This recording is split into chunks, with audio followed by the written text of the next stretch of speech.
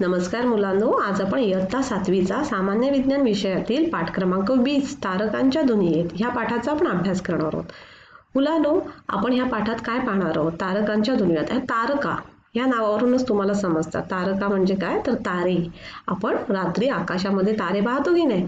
मग या ताऱ्यांबद्दल आपण ह्या पाठामध्ये माहिती पाहणार आहोत. ताऱ्यांचा जीवन प्रवास कसा असतो, ताऱ्यांची निर्मिती कशी होते, ताऱ्यांचा जीवन प्रवास कसा होतो, हे आपण ह्या पाठामध्ये पाहणार आहोत. पुन्हा वेगवेगळे जे तारका समूह आहेत याचा सुद्धा अभ्यास आपण ह्या पाठामध्ये पाहणार आहोत. आपण ह्या पाठामध्ये दुसरे मुद्दे कुठले पाहणार आहोत? जसे की नक्षत्र म्हणजे काय, राशी, पुन्हा आकाशाचे निरीक्षण, हे मुद्दे सुद्धा आपण ह्या पाठामध्ये पाहणार आहोत. मुलांनो, आपण आजच्या सेशनमध्ये काय पाहणार आहोत? तर ताऱ्यांची निर्मिती कशी होते आणि ताऱ्यांचा जीवन प्रवास कसा होतो आणि ताऱ्यांचे प्रकार कोणते आहेत याच्याविषयी माहिती आपण आजच्या सेशनमध्ये घेणार आहोत. आता मुलांनो, मला सांगा, आपली सूर्यमाला म्हणजे माहिती आहे ना तुम्हाला? आपली सूर्यमाला आहे, त्याच्यामध्ये काय आहे? सूर्यमाला ही विविध खगोलीय वस्तूंनी बनलेली आहे. काय? तर विविध खगोलीय वस्तूंनी बनलेली आहे. मग खगोलीय वस्तूंमध्ये विविध घटक येतात. काय येतात? तर खगोलीय वस्तूमध्ये विविध घटक येतात. आता खगोलीय वस्तू म्हणजे काय?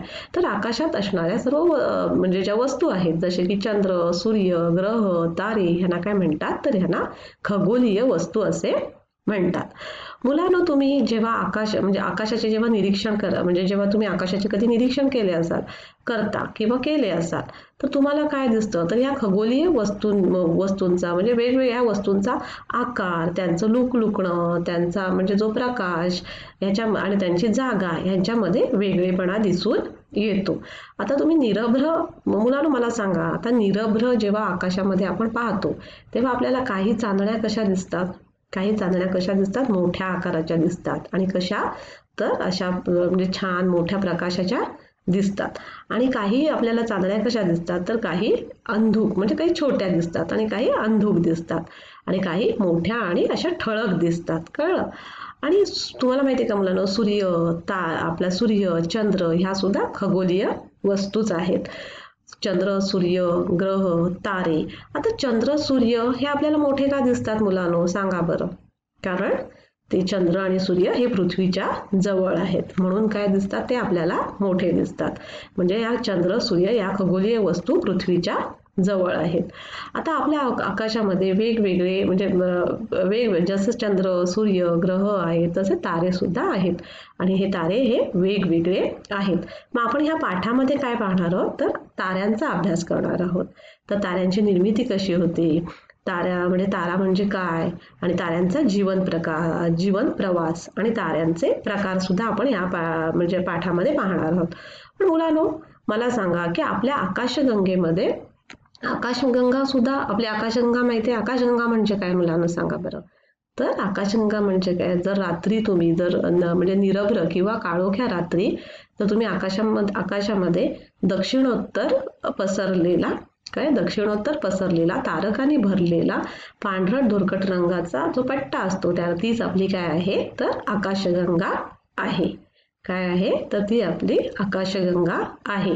आता आकाशगंगेमध्ये सुद्धा विविध घटक आहेत आणि हे विविध घटक दीर्घिकेमध्ये सामावलेले असतात. म्हणजे ह्या विविध घटकांचा समावेश कशामध्ये होतो? तर दीर्घिकांमध्ये होतो. तर मुलांना मला सांगा, आता दीर्घिका म्हणजे काय? तुम्ही 6वीच्या म्हणजे गेल्या वर्षी तुम्ही ह्या पाठाचा अभ्यास केलेला आहेत आणि त्याच्यामध्ये तुम्हाला दीर्घिका म्हणजे काय हे माहिती आहे. मग मला आता कोण सांगेल दीर्घिका म्हणजे काय आणि दीर्घिकेतील विविध घटक कोणते? सांगा बरं. तर दीर्घिका म्हणजे काय मुलांनो? तर असंख्य तारे आणि त्यांच्या ग्रहमालिका. काय? असंख्य तारे आणि त्यांच्या ग्रहमालिका यांच्या समूहास काय म्हणतात? तर दीर्घिका असे म्हणतात. आपली आकाशगंगा आहे ना मुलांनो, ही सुद्धा काय आहे? एक दीर्घिकाच आहे. काय? तर आपली आकाशगंगा ही एक दीर्घिकाच आहे. तारे, ग्रह, तेजोमय ग्रह, ढग, धुळीचे कण, मृत तारे, वायूंचे ढग, नवीन जन्माला आलेले तारे इत्यादी घटक दीर्घिकेमध्ये आढळतात. काय? कुठले विविध घटक दीर्घिकेमध्ये आढळतात मुलांनो? जसे की धुळीचे कण, वायूचे ढग, मृत तारे, तेजोमेघ, तारे इत्यादी घटक दीर्घिकेमध्ये आढळतात. मुलांनो, आपण मग आजच्या भागात आता आपण काय पाहणार आहोत? तर तारे. तारे म्हणजे तारे कसे निर्माण होतात आणि ताऱ्यांचा जीवन प्रवास आपण आता पाहणार आहोत. तर मुलांनो, ताऱ्यांची निर्मिती कशी होते माहिती आहे तुम्हाला?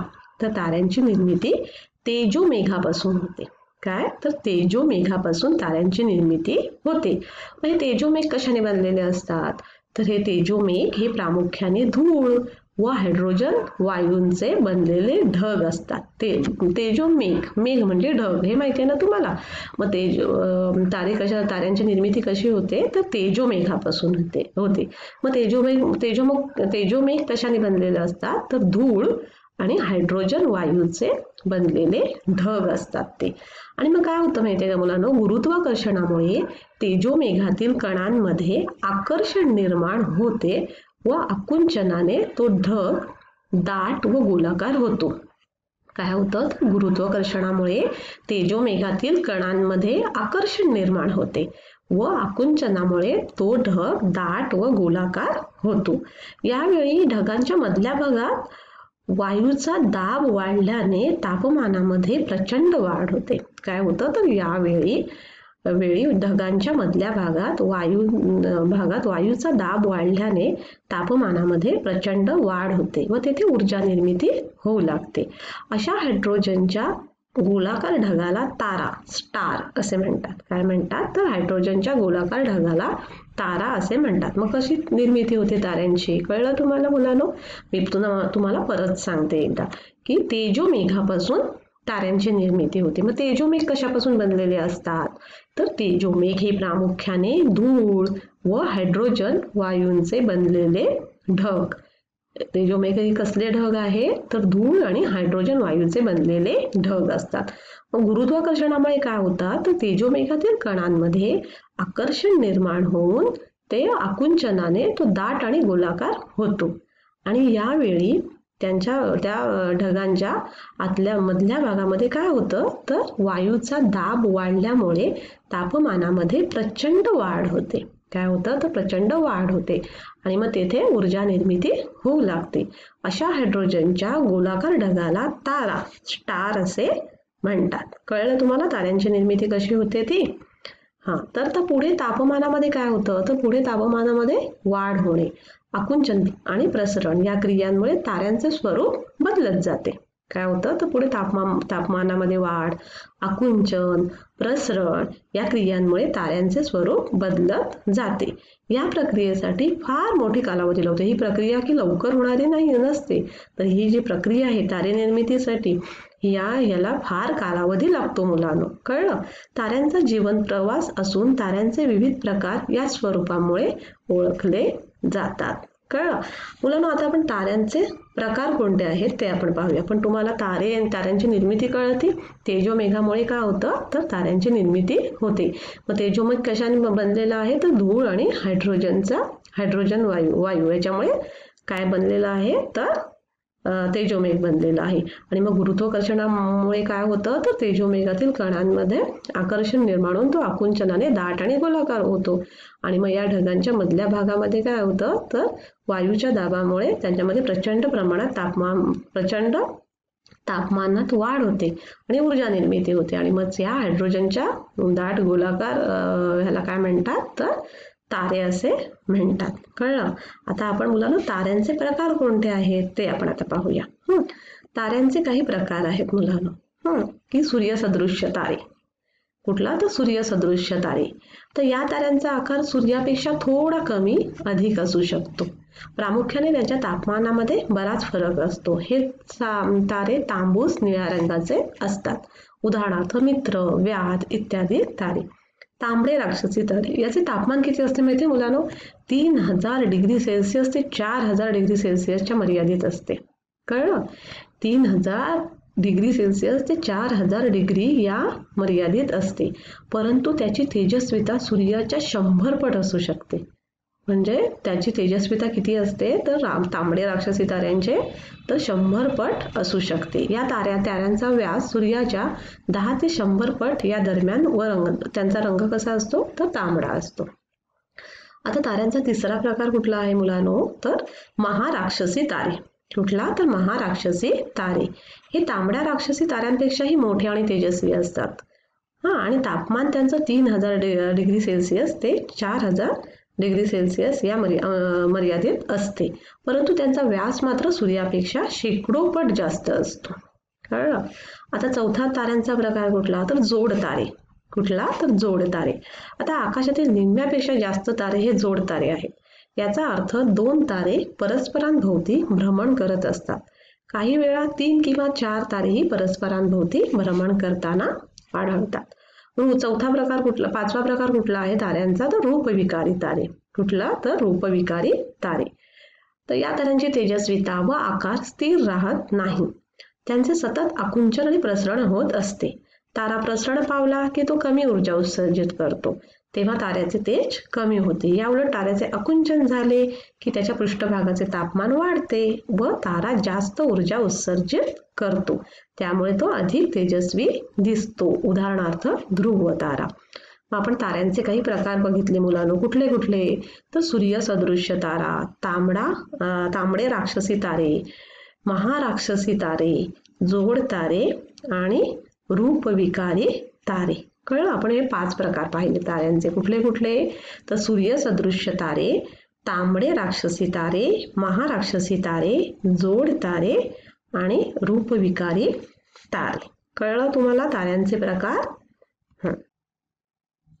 मुलांनो, आता आपण ताऱ्यांचा जीवन प्रवास पाहणार आहोत. आपण तारे कशापासून बनतात, ताऱ्यांची निर्मिती कशी होते हे आपण पाहिले आणि ताऱ्यांचे प्रकार आपण पाहिले. तर आता ही जी खाली जे चित्र दाखवलेलं आहे, तर ह्या खाली काय दाखवलेलं आहे? तर तेजोमेघापासून निर्माण झालेल्या ताऱ्यांचे स्वरूप दाखवलेले आहे. ह्या चित्रामध्ये काय दाखवलेलं आहे? तर तेजोमेघापासून निर्माण झालेल्या ताऱ्यांचे स्वरूप दाखवलेले आहे. तर मुलांनो, हे तेजोमेघ आहे. तेजोमेघापासून तारे बनतात. मग तेजोमेघ कशापासून बनतात? मी सांगितलं की नाही तुम्हाला? तेजोमेघ हे धूळ आणि हायड्रोजन वायूने बनलेले ढग असतात. आणि मग काय होतं? गुरुत्वाकर्षणामुळे ह्या तेजोमेघांच्या कणामध्ये आकर्षण निर्माण होते आणि काय होतं? तर आकुंचनाने तो ढग कसा होतो? दाट आणि गोलाकार असा होतो आणि त्या ढगाच्या मधल्या भागामध्ये वायूचा दाब वाढल्यामुळे काय होतं? तर तिथे तापमानात प्रचंड वाढ होते आणि ऊर्जा निर्मिती होते आणि त्यालाच काय म्हणतात? तर तारे म्हणतात.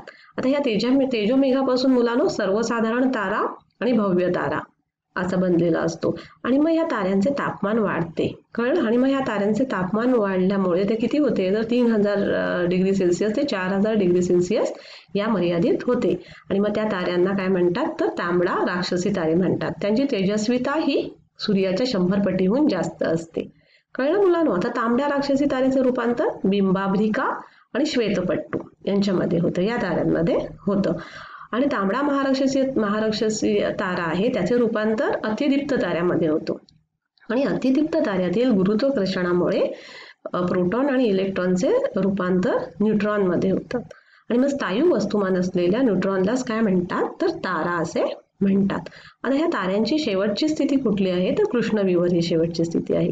एका विशिष्ट वस्तुमानापेक्षा जास्त असलेले तारे त्यांच्या शेवटच्या आयुष्यात आकुंचन पावत ते कृष्णविवरमध्ये रूपांतर होतात. अशा प्रकारे ताऱ्यांचा हा जीवन प्रवास आहे. तो तुम्हाला समजला असेल की नाही? की तारे हे कशापासून? तर तेजोमेघापासून त्यांची निर्मिती होते आणि मग अशा प्रकारे हा ताऱ्यांचा जीवन प्रवास तुम्हाला समजला असेल. आता मुलांना सूर्यमाला. तर तुम्हाला मी सूर्यमालेविषयी थोडक्यात माहिती दिली. तुम्ही तर गेल्या वर्षी सूर्यमालेविषयी अभ्यास केलेला आहात. आता आपली सूर्यमाला ही त्यापेक्षा कित्येक पटीने मोठ्या असलेल्या आकाशगंगेचा एक अत्यंत छोटा भाग आहे. काय? तर आपली सूर्यमाला ही अत्यंत एक छोटासा भाग आहे. आकाशगंगामध्ये अनेक लक्षावधी तारे असून त्यातले काही आपल्या सूर्यापेक्षा कितीतरी पटीने मोठे आहेत. काहींना स्वतःची सूर्यमाला सुद्धा आहे. आकाशगंगेतील ताऱ्यांमध्ये रंग, तेजस्विता तसेच आकारानुसार मोठी विविधता दिसून येते. जवळजवळ एका विशिष्ट आकृतीत दिसणारे काही तारे मिळून तारका समूह बनतो. काय? तर आपली सूर्यमाला ही त्यापेक्षा कित्येक पटीने मोठ्या असलेल्या आकाशगंगेचा एक अत्यंत छोटासा भाग आहे. कळलं? आणि आकाशगंगेमध्ये लक्षवेधी तारे आहेत आणि आपल्या सूर्यापेक्षा सुद्धा कित्येक पटीने मोठे असलेले तारे आहेत मुलांनो. काहींना स्वतःचीच सूर्यमाला आहे. आकाशगंगेतील ताऱ्यांमध्ये रंग, तेजस्विता तसेच आकारानुसार मोठी विविधता दिसून येते. म्हणजे जे आकाशगंगेमध्ये जे तारे आहेत त्यांचे रंग वेगवेगळे आहेत, त्यांची तेजस्विता वेगवेगळी आहे, त्यांचे आकार सुद्धा वेगवेगळे आहेत. म्हणजे त्यांचे रंग, तेजस्विता, आकारानुसार विविधता आढळून येते. जवळजवळ एका विशिष्ट आकृतीत दिसणारे काही तारे मिळून तारका समूह होतात. आपण मग पुढच्या भागामध्ये ह्या तारका समूहांचा आपण अभ्यास करणार आहोत. आता आपल्या सूर्यमालेमध्ये कुठले कुठले ग्रह आहेत सांगा बरं. आपण लास्ट इयरला आपण पाहिलं की नाही, 6वीच्या वर्गात आपण शिकलेलो की आपण सूर्यमालेमध्ये कुठले कुठले घटक येतात. तर म्हणजे कुठले कुठले ग्रह आहेत तर माहिती आहे तुम्हाला. बुध, शुक्र, मंगळ, गुरु, शनी, पृथ्वी, ज्युपिटर आहे ना. हे आपण ग्रह पाहिलेले आहेत. तर आपली पृथ्वी सुद्धा ही 8 ग्रह असतात की नाही. आपली पृथ्वी ही सुद्धा एक ग्रहच आहे. सूर्यमालेच्या केंद्रस्थानी काय आहे तर सूर्यतारा आहे. सूर्याच्या गुरुत्वीय बलामुळे काय होतं तर सूर्यमालेतील खगोलीय वस्तू त्याच्या भोवती फिरतात. कळलं काय. तर आपल्या सूर्यमालेतील बुध, शुक्र, मंगळ, गुरु, शनी हे सहजासहजी पाहता येतात. पृथ्वी ही सुद्धा एक ग्रहच आहे. सूर्यमालेच्या केंद्रस्थानी कोण आहे तर सूर्य हा तारा आहे. आणि सूर्याच्या गुरुत्वीय बलामुळे सूर्यमालेतील जे खगोलीय वस्तू आहेत, खगोलीय वस्तू म्हणजे कुठल्या कुठल्या, तेच हे ग्रह, उपग्रह, लघुग्रह, बटुग्रह, धूमकेतू ह्या सगळ्या खगोलीय वस्तू आहेत त्या सूर्याभोवती फिरतात. कारण का, कशामुळे तर सूर्याच्या गुरुत्वीय बलामुळे सूर्यमालेतील खगोलीय वस्तू त्याच्या भोवती फिरतात. कळलं तुम्हाला सूर्यमाला. तर सूर्यमालेमध्ये विविध घटक कोणते आहेत जसे की ग्रह, उपग्रह, धूमकेतू, बटुकेतू, उल्का हे सगळे म्हणजे ह्या सगळ्या काय आहेत तर हे सगळे घटक आहेत. आणि हे सगळे खगोलीय वस्तू आहेत हे सूर्याभोवती फिरतात. कशामुळे तर सूर्याच्या गुरुत्वीय बलामुळे. सूर्यमालेच्या केंद्रस्थानी कोण असतं तर सूर्य हा तारा आहे. तर मुलांनो, आज आपण काय पाहिलं, काय शिकलो तर आपण आज ताऱ्यांबद्दल माहिती घेतली. ताऱ्यांची निर्मिती कशी होते तर ताऱ्यांची निर्मिती ही तेजोमेघापासून होते. कशी होते तर तेजोमेघ हे कशाने बनलेले असतात तर धूम आणि हायड्रोजन वायू याने तेजोमेघ बनलेले असतात. आणि मग तेजोमेघांच्या कणामध्ये गुरुत्वाकर्षणामुळे काय होतं तर आकर्षण निर्माण होतं. आणि मग आकर्षण निर्माण होते आणि मग आकुंचनाने काय होतात तर ते ढग दाट आणि गोलाकार होतात. आणि मग ह्या ढगांच्या मधल्या भागामध्ये काय होतं वायूचा दाब वाढल्यामुळे काय होतं तर तापमानामध्ये वाढ होते आणि ऊर्जा निर्मिती होते. आणि तेव्हा त्याला काय म्हणतात तर ह्या हायड्रोजनच्या ह्या दाट म्हणजे गोलाकार जो ढग आहे त्याला काय म्हणतात तर आपण तारा असे म्हणतो. मग आपण ताऱ्यांचे प्रकार पाहिले जसे सूर्यसदृशी तारे, राक्षसी तारे, तांबडा राक्षसी तारे, तांबडे महाराक्षसी तारे, जोड तारे, रूपविकारी तारे असे आपण ताऱ्यांचे प्रकार पाहिले. आपण थोडे सूर्यमालेची सुद्धा माहिती पाहिली की सूर्यमालेमध्ये विविध ग्रह असतात आणि ज्या काही खगोलीय वस्तू आहेत. आणि हे सूर्यमालेमध्ये सूर्य असतो हा. आणि सूर्यमालेमध्ये काय असतं तर सूर्यमालेमध्ये हे जे खगोलीय वस्तू आहेत हे सूर्याभोवती फिरतात. कशामुळे तर सूर्याच्या गुरुत्वाकर्षणामुळे. हे आपण आजच्या भागामध्ये पाहिलं. कळलं मुलांना. पुढच्या भागामध्ये आपण आकाशाचे निरीक्षण ह्या मुद्द्याचा आपण अभ्यास करणार आहोत. धन्यवाद.